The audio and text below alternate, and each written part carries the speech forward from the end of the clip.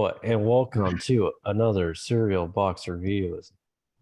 I'm Ash here again with Zach, and today we are talking about the 1973 documentary, and I'm also going to say mockumentary, Manson, uh, directed by Robert Hendrickson and Lawrence Merrick.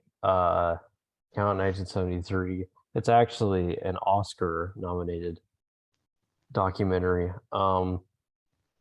didn't win, but it was nominated for an Oscar. Yeah, so it's a documentary um that is it, it's pretty much documenting not so much, even though they kind of talk about it, it's not so much about uh the Manson murders or the trial or anything like that. I mean, they do talk about it a bit, but it's a bit more of a documentation on um uh certain members of the commune that were not in prison at the time. And it's more of a documentation on that. I mean, they do talk about Manson, they do talk about people like Susan Atkins and stuff like that. But it's not it's more of a documentation, interviews and stuff of uh, members of the commune, and at the time that were in prison, or at the time that were free, or never actually none of them. I can't even talk right now. Is a documentation on members that weren't in prison at the time. So, uh, yeah, so it's just kind of a look at their life, their philosophies, them telling stories, things like that. But the movie is uh it's a documentary, there's interviews and stuff, but it's a very it's pretty much borderline, I would say borderline almost like art film. It's it has a unique editing style and the way it's filmed and stuff, and it uh like there's scenes in this movie that have really nothing to do with the content of the film, or the you know there's scenes where there's nobody talking or anything. It's just literally like a full song with like just scenery and stuff like that, or just images. And so yeah, it is like half this movie too. It's like half, it's part documentary, part art film. Also it's a part mockumentary, which I'll get into. But Yeah, and also this movie was, like I said earlier, was nominated for an Oscar. It also was but the funny thing is, I don't think this was ever shown in actual, like, regular ass movie theaters. I think it was shown in, like, uh small theaters, like especially like grindhouse type theaters and stuff like that. I mean, it was always released along those type of movies. And even like the if you watch the trailer for this movie or seeing the promotional stuff, that's what they were, marketing it as, even though it's a documentary. But yeah, they're marketing it as like your exploitation movie at the time. And also this movie, I don't remember the titles, but it also went by different titles. And I personally am not actually a fan of the title of this movie. I just think it's really boring. But I understand why they named it at the time, because it gets attention. But yeah. So anyways, before we get into the movie and its content and my notes and things like that, uh what did you think about Manson, Saxon? Um, it's a great movie. I didn't know what to expect, I guess, other than you said, I think, oh, excuse me, the better documentaries about crime I've seen. I think that genre of crime documentaries, true crime, is pretty limited. So I guess that doesn't really say much, because probably 90% of it is mediocre at best and trashy at worst. Maybe that's the other way around. But I think that this is just a fine motion picture. Yeah. And it's funny because I like this. The only uh like Manson documentaries I like are this one. This is actually my favorite. Uh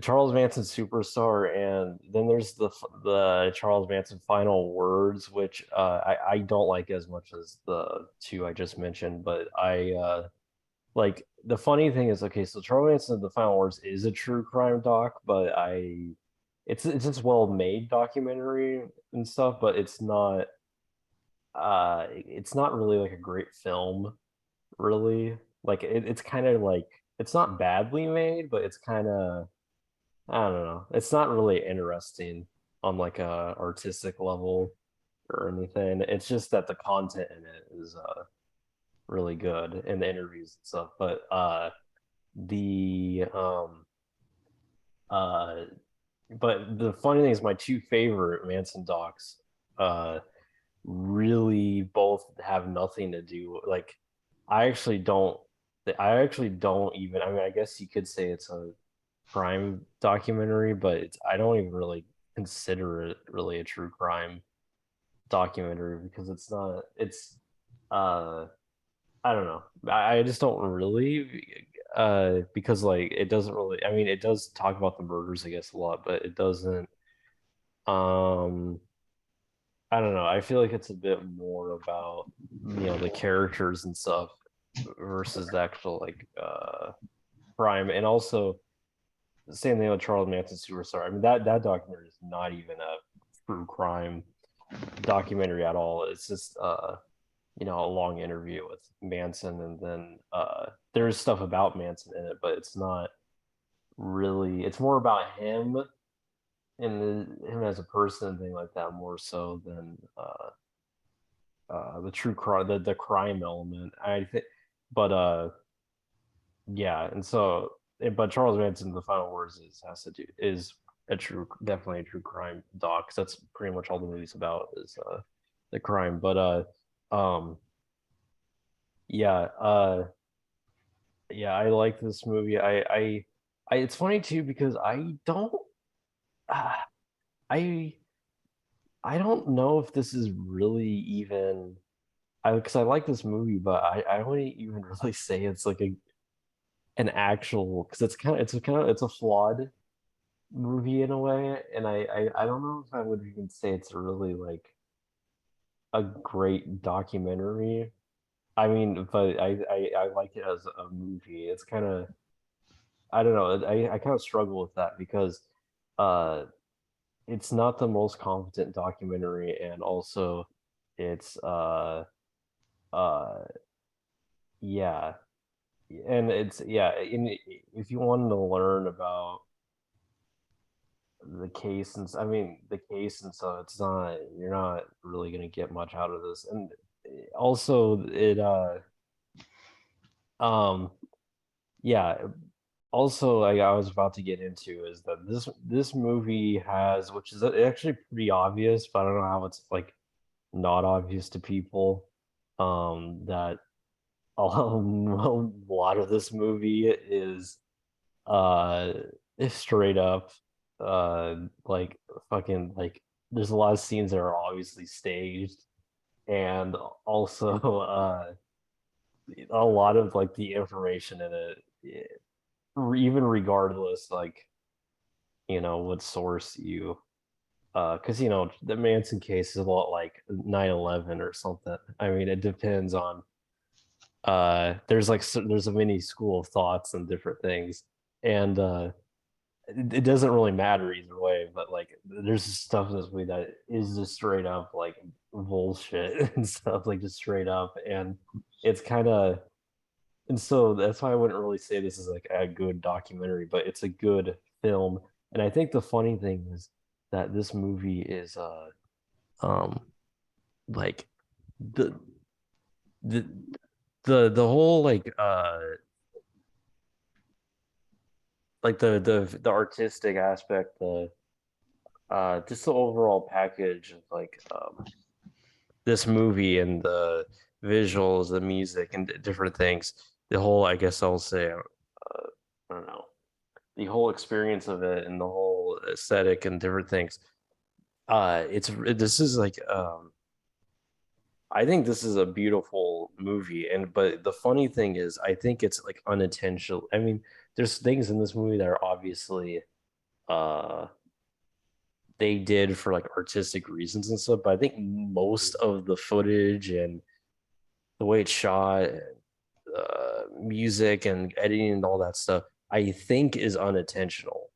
Like I don't think they really, Interesting. I don't think they really went out. I mean, there's things they did to make seem artistic and stuff, but I don't think that's what they're really like mostly going for. But it just ended up being that sort of. I could be wrong, but yeah, and uh, yeah, it's just I like the movie too. It's yeah, and this is also a movie when I first watched it, it was a lot better than I thought it was going to be. Um, and I just like documentary aspect aside, because I do like the interviews. I do like that we get to see the footage of um, a lot of them when they're young and stuff. But I besides that, I just think this is a beautiful film. I love I could just put this on in the background, like, like I just like the overall vibe of it. I like the way it's shot. I like the way the music. I like the editing. I like how everything comes together. And uh, uh, this movie, because like the first time I watched this movie was last summer, and I watched it on like the most perfect day, like one of those like summer days. You're like it's like relaxing, sort of. I just put this on, and it was like perfect, and it just yeah, it's I just really like this is like one of those movies where because I like movies for story and things like that, but when it comes to the pure like just visceral kind of experience of it, I this is one of those movies where I just like fucking just put it on and vibe to it.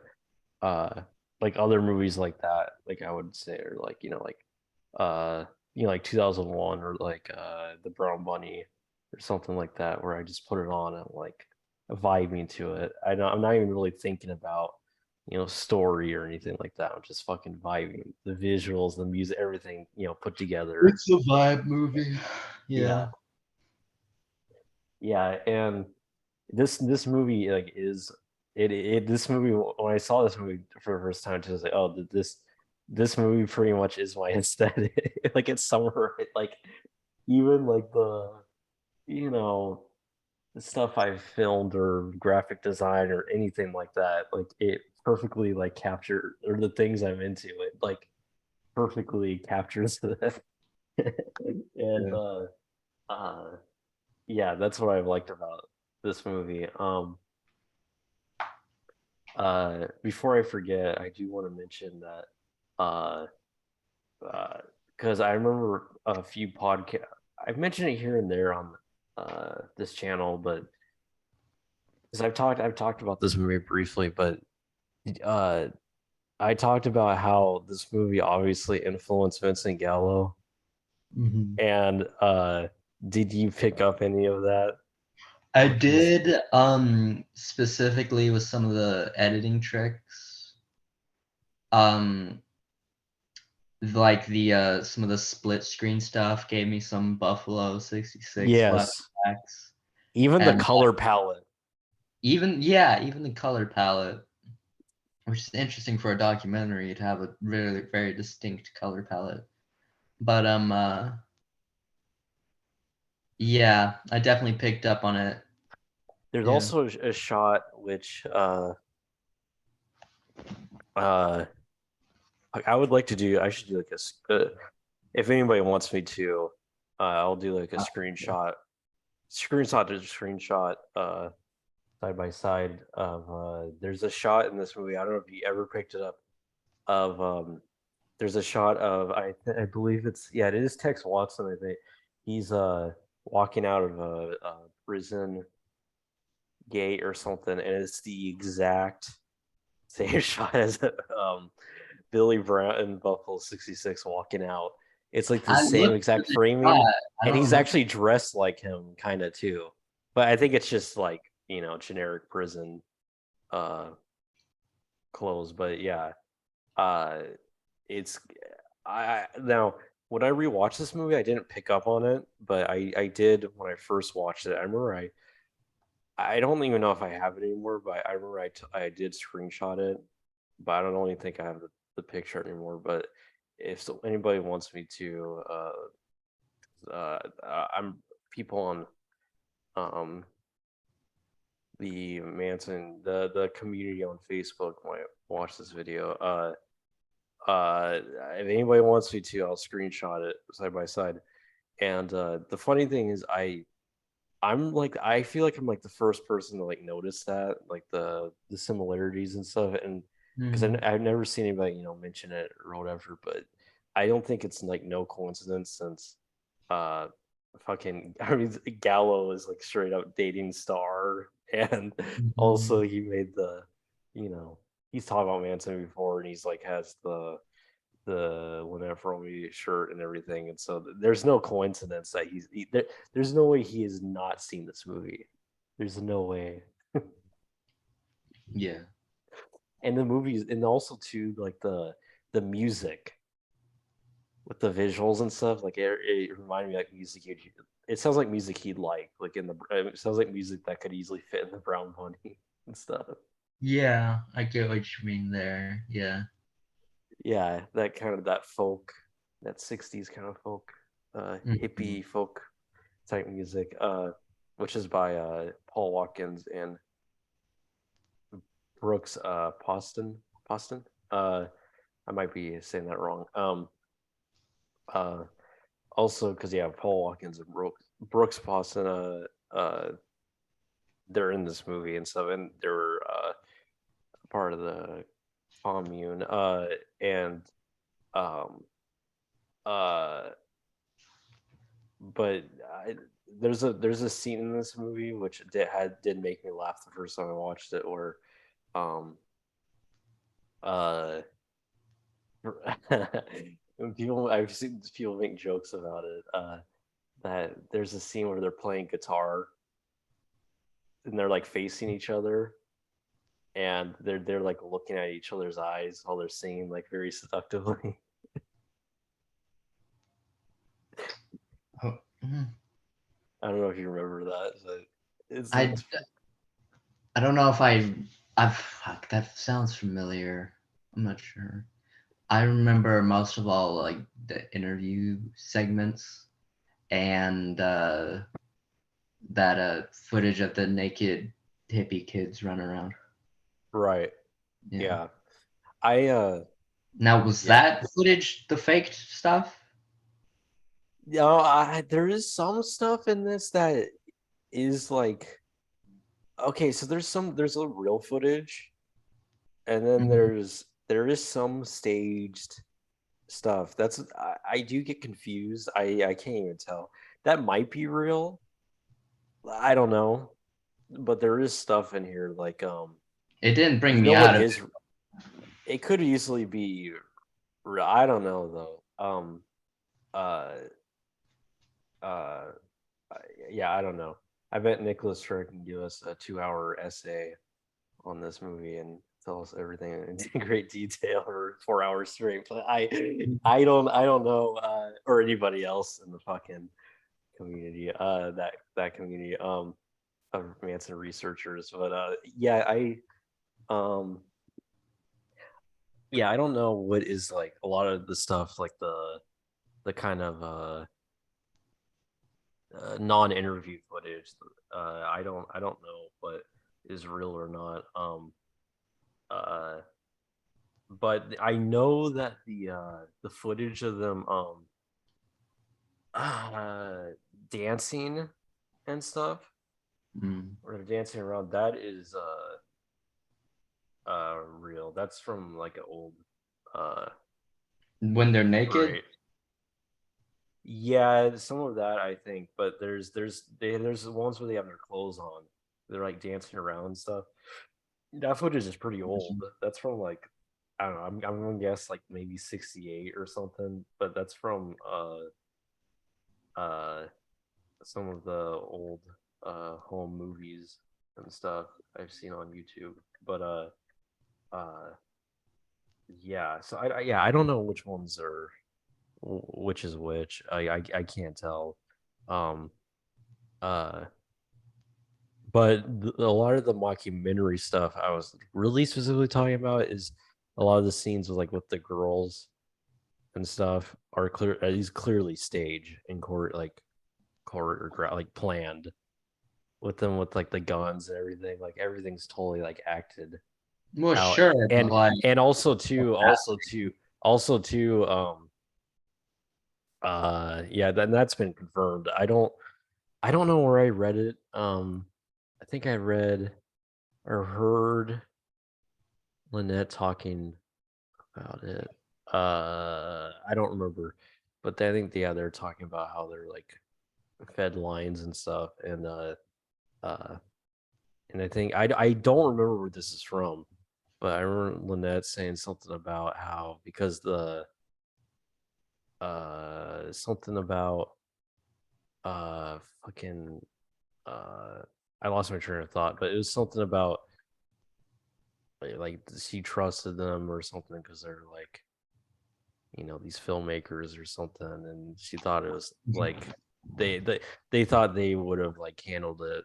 They thought they would like that they would be like these are like top guys or something, and that they're professionals, they know what they're doing, and they did know what they were doing, but yeah, they did feed them lines and uh it made them look bad and stuff, uh um but uh yeah, and also I was gonna talk about the directors of this movie. They're both dead now. mm, Robert Hendrickson, he died 2016. He he did make a kind of semi sequel to yeah, this I that saw I've never something about seen, that on and Letterboxd. a lot of people say it's really bad. I've read. It sounded pretty shitty. Yeah, I think it's like doesn't have the like artistic level, and also I think it's like what I've read feels it's like badly made. Like you can tell he made it on his home computer, probably with like Windows Movie Maker or Oh, something. damn. That's funny. I didn't check the date it was made. I thought it was like, I presumed it was like right after the first one dropped and it like made them some money. So he tried to get whatever B-roll footage he had and cut that together like right away. I Right. didn't know it was like a later day project. Yeah, and then he also because this movie's bootlegged as shit. I mean, you can find this like everywhere online, and it was bootlegged as shit, uh and uh like back then on like on eBay, he was like suing people, trying to sue people that were releasing it and stuff, bootleg copies. Um, uh, I mean, I guess he but probably couldn't find a distribution deal anywhere that would like get him anything. it says on Wikipedia it's distributed by American International, which Hmm. I could see them releasing. And it probably was released by them, but it was probably dropped by then. And went into the public domain. Like a lot of their movies. And uh, then it's also Lawrence Merrick, who died only shortly after this movie's released. And this is what's really interesting about him. And I don't know much about him. uh, somebody uh, that knows a lot about this stuff will let me know. But he was murdered and he was shot in the back in the car park of his acting school, and it went unsolved for over 4 years until October 1901. 35-year-old Dennis Magnano of San Jose confessed to police, and he was found not guilty by reason of sanity, committed to a mental hospital. And yeah, I think that's really uh, interesting. Also, he uh, Sharon Tate was like a student at his school, acting school or something like that. I don't know much about Damn. that, which is interesting. Um, that's the thing. Like, if you're in like the Sharon Tate like sphere or something, you're gonna die or something bad is gonna happen to you. Mm. That's why like there's something like astrological. There might be some astrology reason for that, but like everybody in Do that you know like Sharon Tate's sign? what's that? Do you know Sharon Tate's sign? She's a Aquarius. Ah. I don't know what that means. I'm just pretending, but yeah. Yeah, I don't know, there might be an astrological reason, but yes, it seems like everybody like associated with her dies, gets murdered, or like there's something like Or get bad some stuff. charges. Yeah, yeah, yeah, because because you probably when you say that you think of Polanski, but there's also their friend Ian Courier who also was charged as being a Mm. pedo too. Yeah. Which is yeah, it's just like there's something like evil. There's some evil forces going on. There's some Twin Peaks, Laura Palmer things going For real. True. on. Uh, and so oh yeah. Also, this is narrated by Jess Pearson, not to be confused with Jesse Lee Peterson. Beta, who also died shortly after this movie. Beta. Jesse Lee Pearson. Imagine if Jesse Lee Pearson narrated this.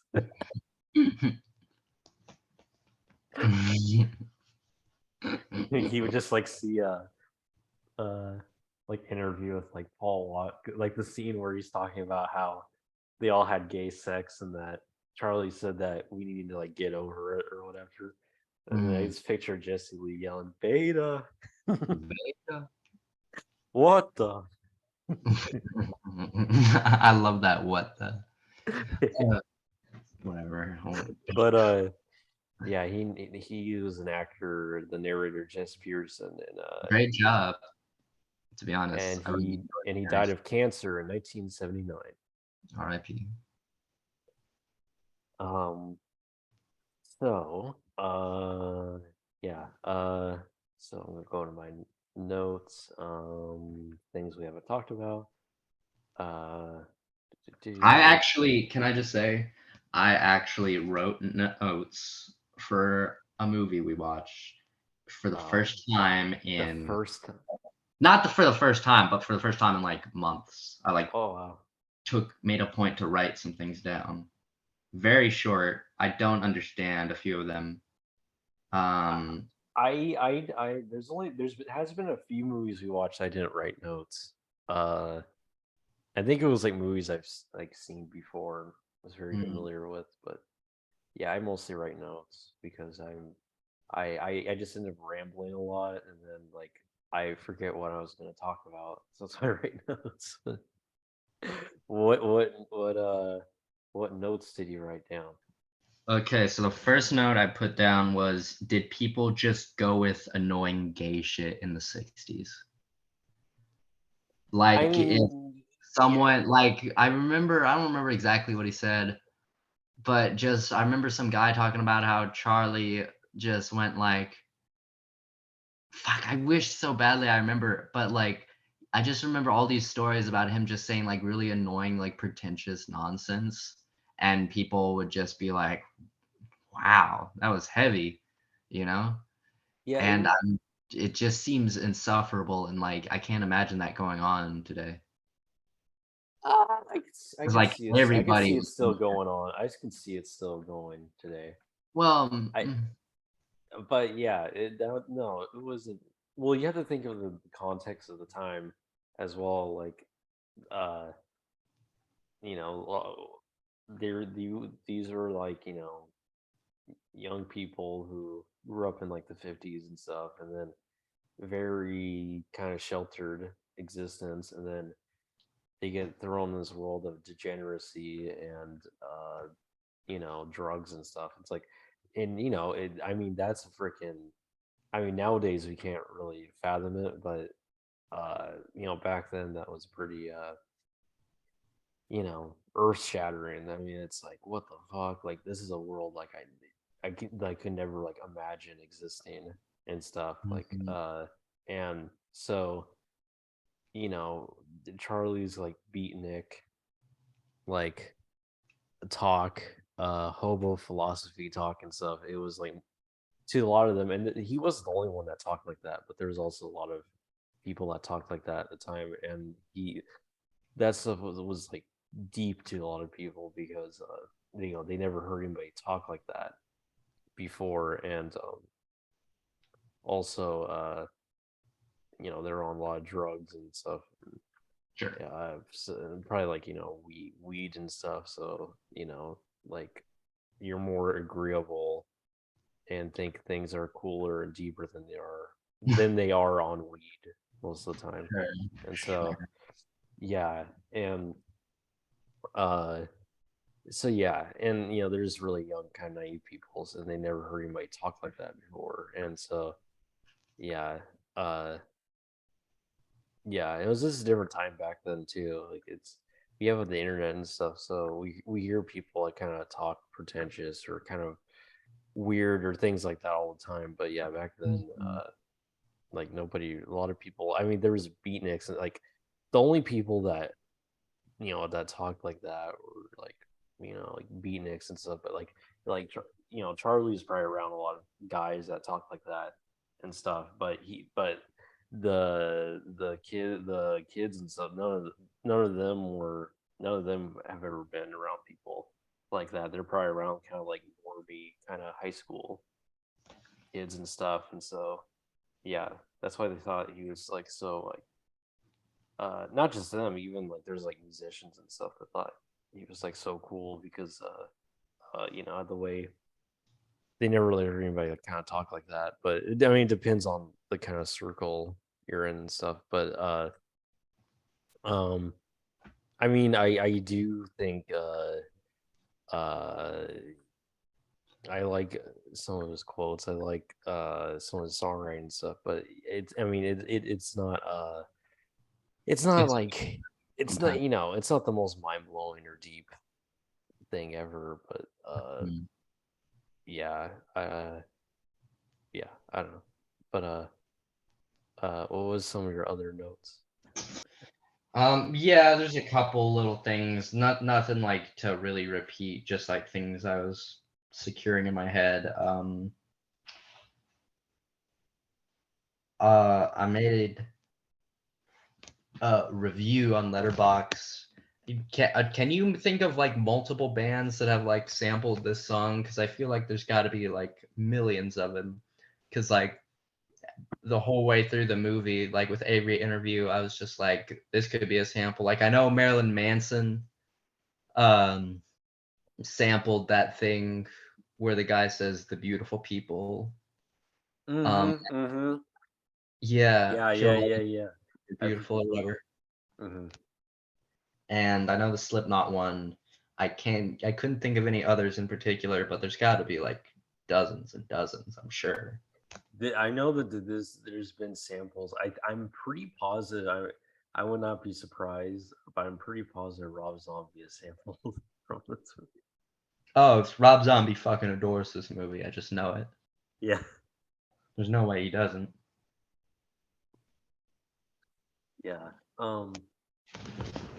Uh, let's see.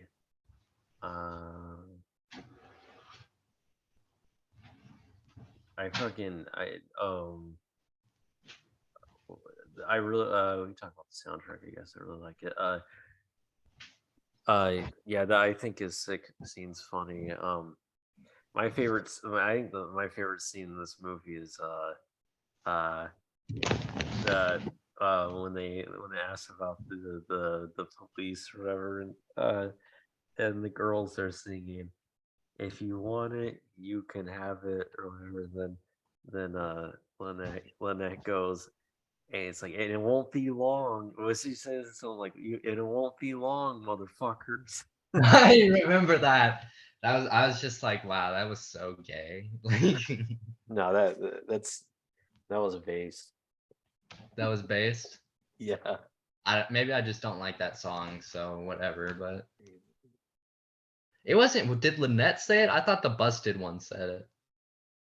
One of the busted ones. By the way, this movie reaffirmed that like 90% of the Manson girls were like pretty busted. The bus. Oh, I'm assuming you're talking about Nancy Pittman. Nancy Pittman, She's like the one probably. that like no. She's like one of the girls that like nobody knows about. That's Here, let me just make she's sure. been in like interviews and stuff like back then, but like this is like her most like I think screen time ever. That's Pittman. Yeah, and then there's Sandra Good with the blue eyes. No, Who Nancy looks okay. Nancy looks kind of good. you don't like Sandra Good, the blue eyes, the big blue What? eyes. No, Sandra I was Good. talking. Okay, well, Sandra Good. No, Sandra Good's, isn't she? Yeah. Well, here, let me see for sure. Sandra Good. Blue, red and blue. No, yeah, yeah. That mugshot isn't good for her complexion. But like, yeah, she was cute. She was Yeah, pretty. yeah, yeah. Yeah, and it's I'm funny talking because about if the ones that just look like men. yeah, like Nancy Pittman. You know who I think's Well, Nancy Pittman doesn't look like a man. I think you're thinking of the yeah. wrong chick. Well, I think she's like I mean, the ugly, one who but died recently.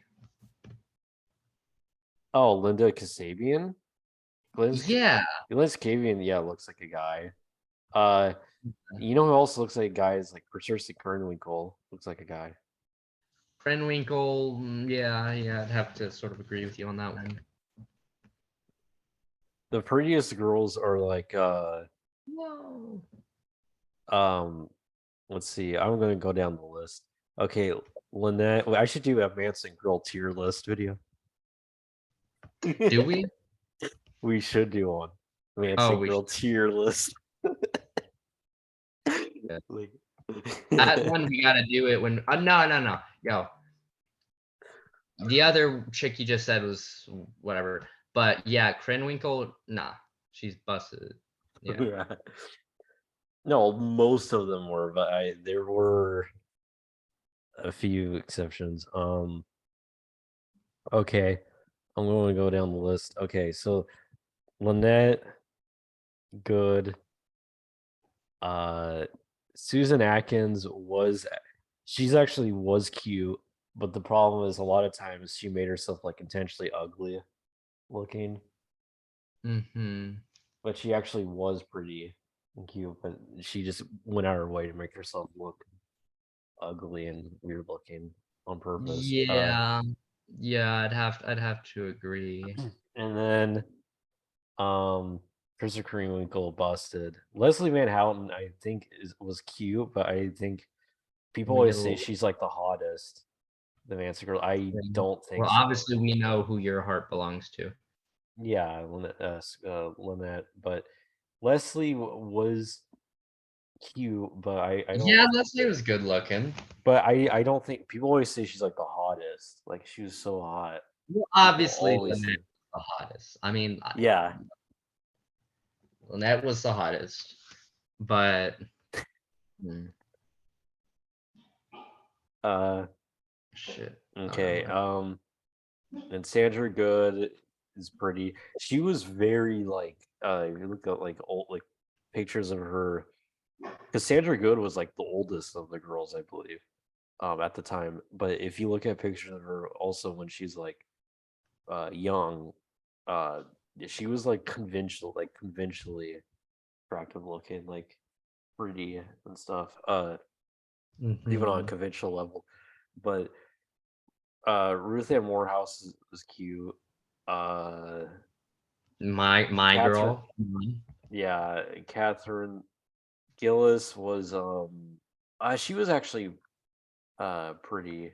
Uh, and then what's her name? His last name I can never pronounce. Barbara White was pretty ish. Mary Bruner. Sorry. Well, Mary Bruner is like I think it was- mid. What's that name? Mary what? Mary Bruner. Okay, Brunner. I I kind of Yeah.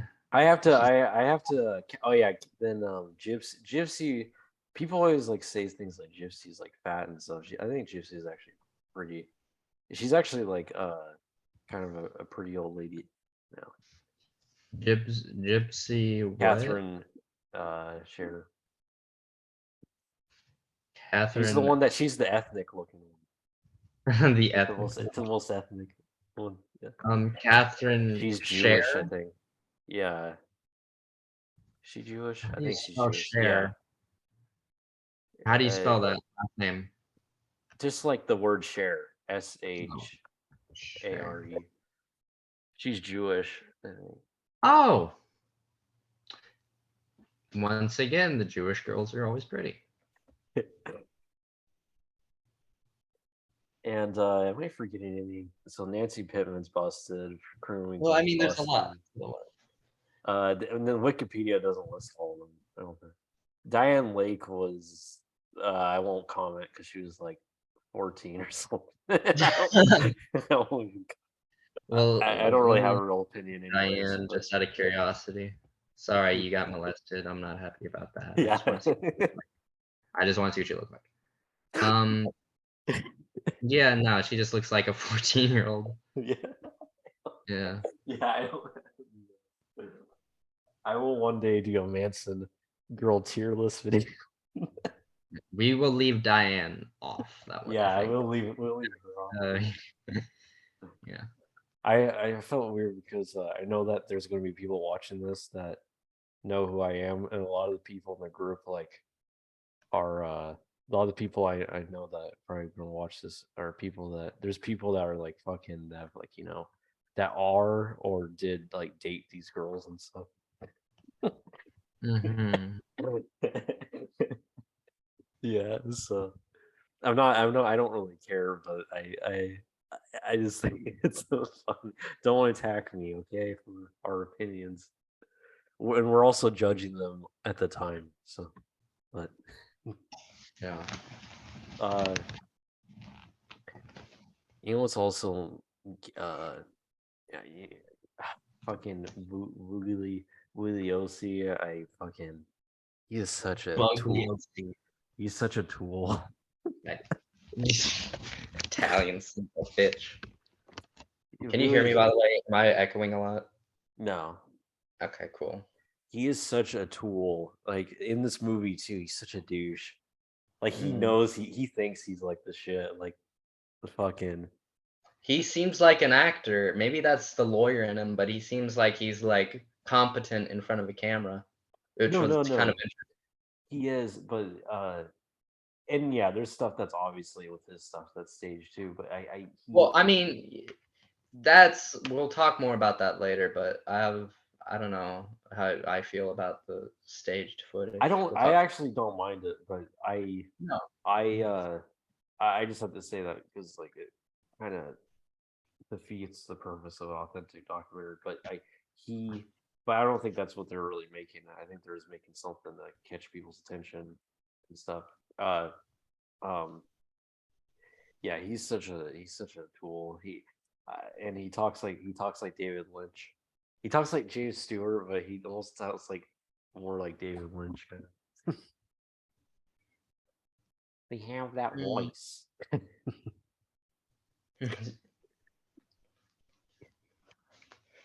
I said, Charlie, we need to get dreamy. Charles Manson is a David Lynch character. I mean, yeah, like if you go through Real all life and character. shit, yeah. He could easily have been like hanging out with Bob and Yeah. shit. He was is I feel like if you like look inside his dreams or his psyche, it just looks like David Lynch shit. Like, Yeah, this is David Lynch. he's the great American David Lynch character. Yeah. And uh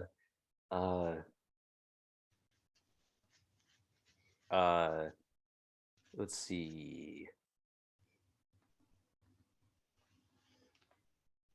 Oh yeah, I also like the line Sandra Good says in this movie. I'm trying to remember what scene it was, but she said I wrote the quote down. Said Jesus Christ died with a hard on. Yeah, I remember that. He died with a smile on his face or whatever. Yeah. Yeah. Also oh yeah, I have to say that oh my god. Because I like Lynette the best. But I have Mhm. the scene. There's that footage of her with that green like crop top thing. I'm trying to They're like picture. they're like in a crowd. They're like together and they're like walking somewhere. I think it was footage is when they're like walking to the courthouse or something, and they were like walking. I could be wrong because I might be mixing up footage, but they're like walking together, and she's wearing this like green cropped. It's oh my god. I think it's like the most hot I've actually seen her. Mm. Yeah. I was Ooga. yeah. I was going. Auga, auga, Oh, oh shit! Yeah. I just heard dogs. I'm sorry, dogs. Hey, oh my That was me God. watching. That was me watching the scene. Yeah, this is you. Shh. It's alright, guys. It's alright. I'm sorry. I get you That was me looking at Lynette with the green crop top on. Let's go in here. Yeah, that's you, motherfucker. That was perfect. That was perfect. That was. That yeah, because my type is I have three types. I like tall blondes that are ridiculously conventionally attractive, not in like a slutty way, but like a like beautiful, like almost Scandinavianly beautiful way that are taller than me. Mhm. And I like like you know big nose either like like like either like Arab, Armenian, Jewish, Mediterranean type Yeah. women. And then I like Eastern. then I like cute ginger girls. Those are my three types. Yeah. Yeah. So those are my three exact types. And I'm attracted to other women and stuff, but that's pretty much it. That's my routine type.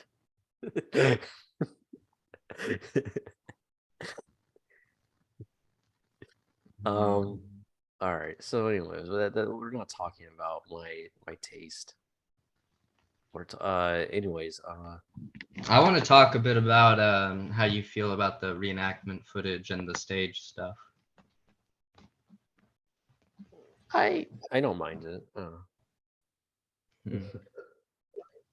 How do you Oh yeah, feel yeah, about? yeah, yeah, yeah, yeah, yeah, yeah, yeah, yeah. I wanted to talk about that. There's that scene because Charlie's not like in this at all, pretty much, except for like some archive footage. But there is that part where it's like an interview with them talking. Mm.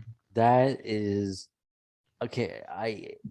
That is it's either it's not his voice, but it might be his voice, but it's either somebody dubbing it, which it sounds like, or it's his like voice sped up weird or pitched weird. Because like he doesn't talk like that. Also, he didn't talk like that back then. We there is audio of him talking back then, and he didn't talk like that. But also, what a lot of people don't realize. Well, there's two things. There's one is Charlie in general, outside of like interviews like you've seen with like Charlie Rose, or like Tom Snyder, things like that. Actually, Tom Snyder wasn't like this, but like with a lot of those people, he acts like wild and like dances around and stuff like that. But Mm. but outside of that, he was like a very low key person. Like if you listen to like the phone calls, like the people used to talk to him on the phone and stuff. Like he was very like low key and stuff.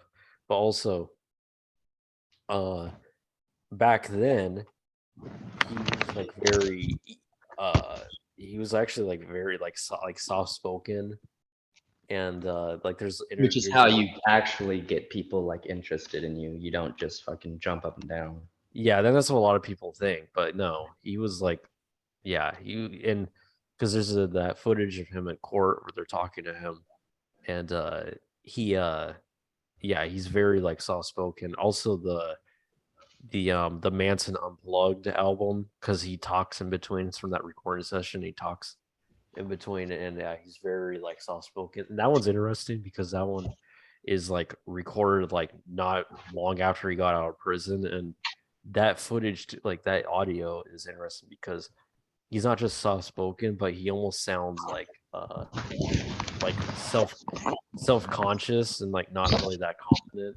He's like talking because when he was older and stuff, like he was more confident and kind of not giving a fuck, but he's very um, yeah, like self conscious and kind of like soft spoken and stuff. So it's kind of interesting uh, hearing that. But yeah, that's that. And also I think too that's why he also attracted. I mean, he had an interesting personality and stuff, and obviously attracted a lot of people. But I think that's also what sort of attracted a lot of people, like uh, you know, just the kind of just sort of low keyness, or kind of like even like the way he was soft spoken. So like I think that's what kind of attracted people. I don't think he was like dancing. A lot of people think he was just dancing around and stuff, and like they were like, oh, I'm in love with him or whatever. I don't think it worked that way. People were uh um yeah, drawn to him because of his like the way he talked and his personality and things like that. And it seemed authentic to people and stuff. So um but uh yeah, so that the audio is like not him. I mean, it might be him, but I think it's like pitched weird. But I'm pretty positive it's a dub.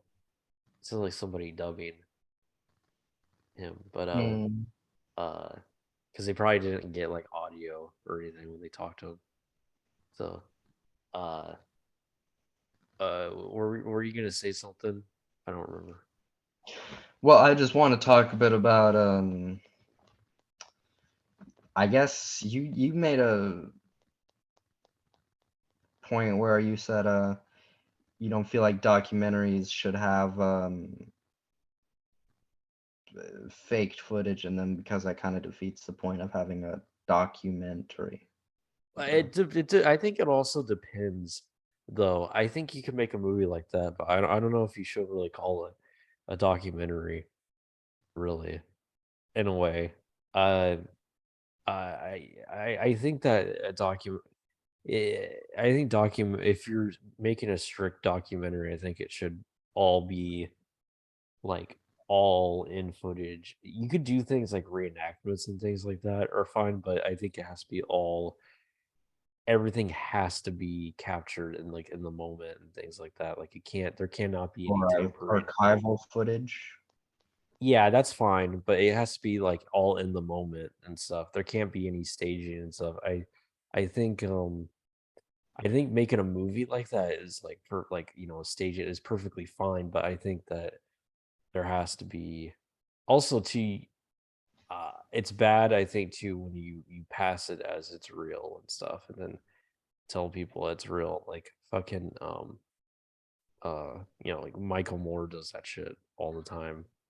Like his shit is filled with like fucking like staged like shit, and it's just you know I it's fine if you want to do that, but you shouldn't just pass it like as like real or anything. And that's my only issue. I don't really care if there's like stage stuff, but just don't pass it as like legit or anything. But yeah, excuse me. Like you don't have any issue with like what's this Errol Morris, Thin Blue Line type shit? Who? You know, the Thin Blue Line movie. Oh yeah, I heard. I didn't. I've never watched it though. Oh, really? Interesting. I know what it is. Yeah, I know what it is, but I never Mm-hmm. watched it. But is that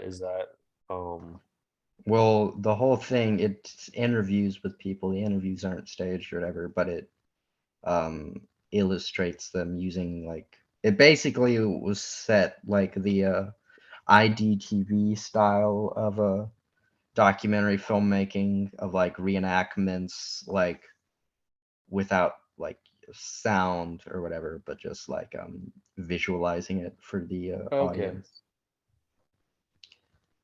It'd be an interesting quote unquote review one of these days, Yeah, maybe. yeah. I don't. Do I have that? I don't even know if I have that on my watch list. I wouldn't mind. Yeah, watching that.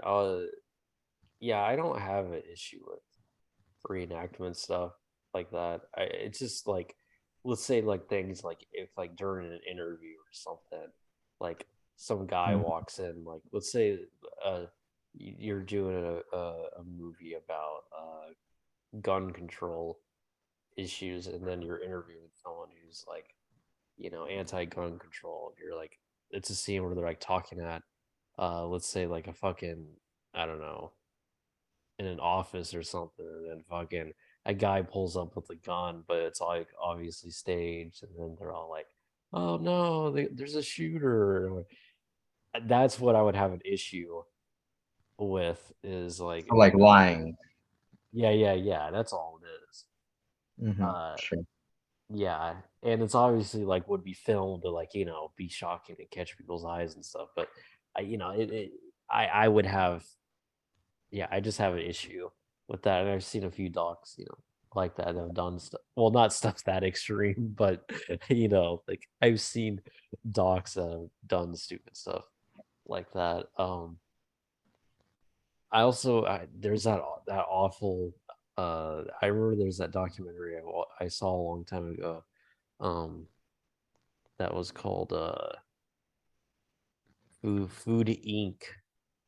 And uh what made me so annoyed about that documentary, and it was so obvious, is when they were, because they interviewed a lot of people and stuff, and what they would do is, because the movie had to do with I know a lot of it had to do with factory farming, but I'm trying to remember what the rest. I thought there was some other stuff in it. Yeah, it's pretty much factory farming, I think. And but what pissed me off about the movie was, it's not even really the subject or anything, but it was uh they would do things in the movie where like they would be interviewing somebody, and then there would be a fucking hard, like right in the middle of the interview, hard cut. Like they would be like, yeah, I've been working at the farm for 25 years, and then it'll just cut, and then then it would have a text on the screen that says they declined for the rest of the interview. And there was like 5 people in the movie they interviewed that happened. And I was like, what? Like they're not even gonna show like they're not at least show the whole thing like when they're about to like decline the interview, but it was just like a hard cut in the middle of like when they're talking. So it's to be like, I'm assuming the message they're trying to convey here is this thing is top secret and like Yeah. no one wants us to tell you what's really going on. Well, it's It's like it's just stuff like like it's just saying, they declined for the interview because they don't like us pressing them about these issues, but also it was like and all this what I'm saying right now could be like a Mandela effect, but or I remember it differently or might be mixing up documentaries, but I'm pretty sure Food Inc. did that stuff. And uh and also like they did stuff like they just did that stuff. And I think they did it too to be like dramatic, like right.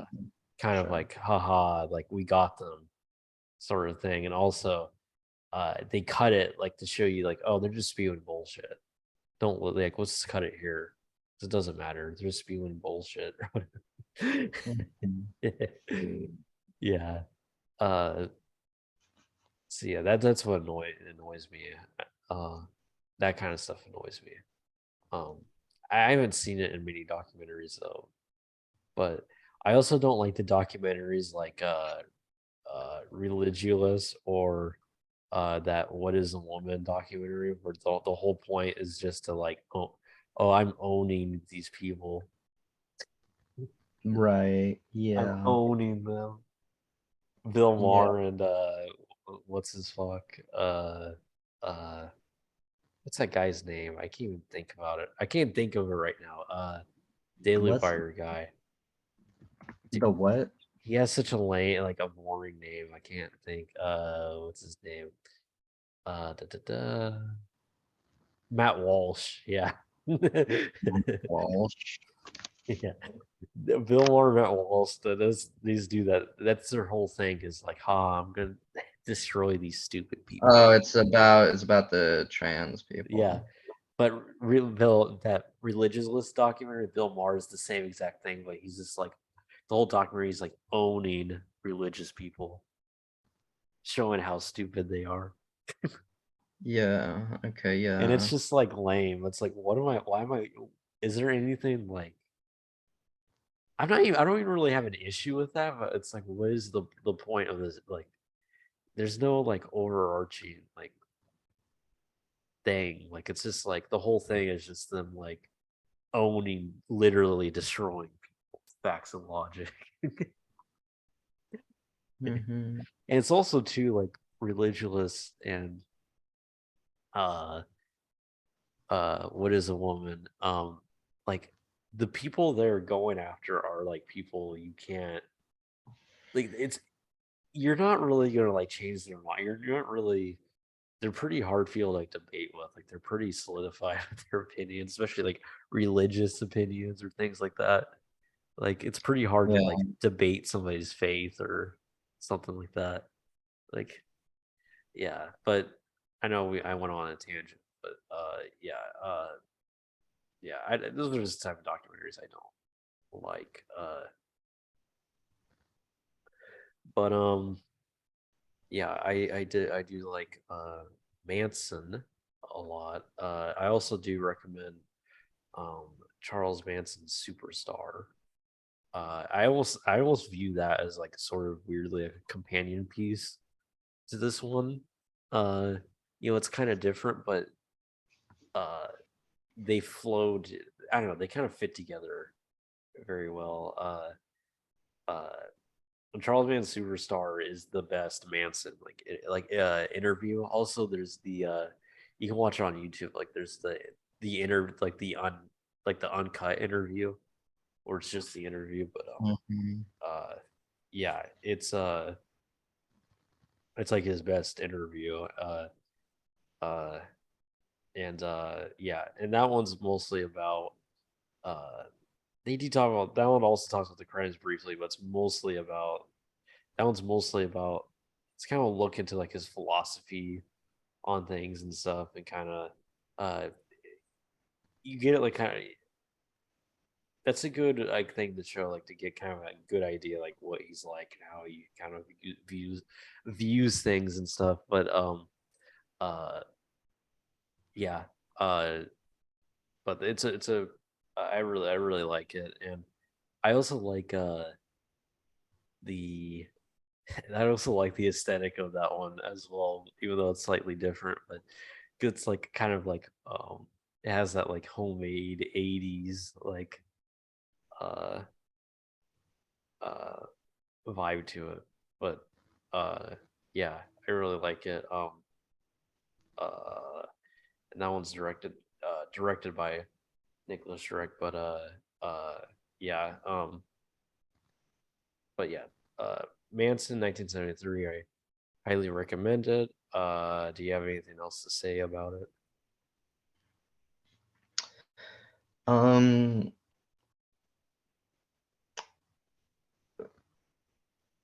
I made me wonder, because this is obviously like to some extent like just a cash grab, you know, like an exploitation Yeah. flick. But at the same time, I it engaged me, and it and it sort of charged me on an aesthetic level, I Yeah. guess you could say, if not necessarily emotional. Like I didn't weep or whatever throughout the thing. But as you were saying, it is a vibe movie, and it is a like pretty strong vibe too. Mm. This So the movie perfectly account like if you were to attach like uh I don't know, a Manson aesthetic, it like perfectly captures it, whatever that is. yeah, yeah. And it just made me wonder, like the urge to like not call a particular thing art or whatever, like say a shitty like pot boiler like Harrison Ford movie from the 80s. Like, Yeah. is that art or because it's like made purely to like make money, or like because it has its own like aesthetic thing and it isn't just a void? Does it on that basis become like a worthwhile piece of art, or even not worthwhile or whatever? But Yeah. that's sort of This movie, I'm not even made me saying think I'm not now. saying this to be like a hipster or a contrarian or anything, but like Yeah. I'd rather watch this than fucking uh Shang-Chi. What's Shang-Chi? that Chinaman Marvel movie, the Chinaman superhero. Ah, yeah. Um, I'd rather watch this than Beef or whatever Yeah, that show. I'd rather watch this than fucking the new Mario movie that came out. Yeah, yeah. I know we named Asian things, but we are a Stop Asian Hate channel, so. I was about to say if you took the words out of my mouth. Yes, Ash. And I know I said the CM word, not Charles Manson. But It's- I think we should end it right there. I was trying to hold out a silence so that we could. Yeah. Yeah. But yeah, highly recommend it. And uh also if because I know that there's probably, I don't know for sure, but there's probably gonna be some people uh that I know on Facebook that are gonna see this. Uh Nicholas Reck, the Paul from the Paulcast, Danny After Dark, um who else? Stoner Van Houten,